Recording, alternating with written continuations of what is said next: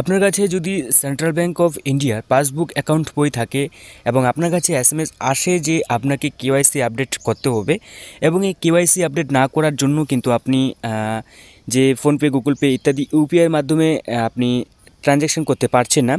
তো আপনাকে কিন্তু সর্বপ্রথম যেটা কেওয়াইসি রয়েছে এটাকে আপডেট করতে হবে। তো এর জন্য কিন্তু আপনি সেন্ট্রাল ব্যাংকের যে একটি অ্যাপ্লিকেশন রয়েছে সেন্ট মোবাইল অ্যাপ্লিকেশন, এই মাধ্যমে কিন্তু আপনি সহজেই মোবাইলের মাধ্যমে কেওয়াইসি আপডেট করাতে পারেন, অথবা আপনি যে রয়েছে ইমেলের মাধ্যমে কিন্তু আপনি সহজভাবে কেওয়াইসি আপডেট করাতে পারেন। তো এর জন্য আপনাকে যে আপনার মেইল রয়েছে, আপনার ইমেল, সেটা রেজিস্টার হলে ভালো হয়।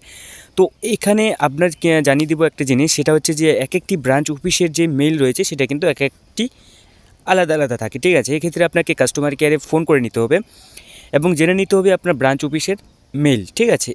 ইমেল আপনাকে জেনে নিয়ে কিন্তু আপনাকে সেন্ড করে দিতে হবে, সেটা হচ্ছে আপনার আধার কার্ড, প্যান কার্ড এবং আপনার পাসবুক বই, ঠিক আছে। আপনি সেন্ড করে দেবেন এবং ডিসক্রিপশন হিসেবে আপনি লিখে দেবেন যে আপনি যেটা রয়েছে যে কেওয়াইসি আপডেট করার জন্য অনুরোধ করছেন, ঠিক আছে। তো এর জন্য আপনাকে যে কাস্টমার কেয়ারের ফোন নম্বর আমি আপনাকে স্ক্রিনে দিয়ে দিচ্ছি, আপনি এখান থেকে সহজভাবেই কিন্তু কাস্টমার কেয়ারের সাথে কথা বলে নিতে পারেন এবং তারা কিন্তু আপনাকে জানিয়ে দিবে, আপনার কাছে কিছু তথ্য নিয়ে কিন্তু আপনাকে জানিয়ে দিবে এবং আপনাদের যে ব্রাঞ্চ অফিসের যে মেল রয়েছে সেটা কিন্তু জানিয়ে দেবে।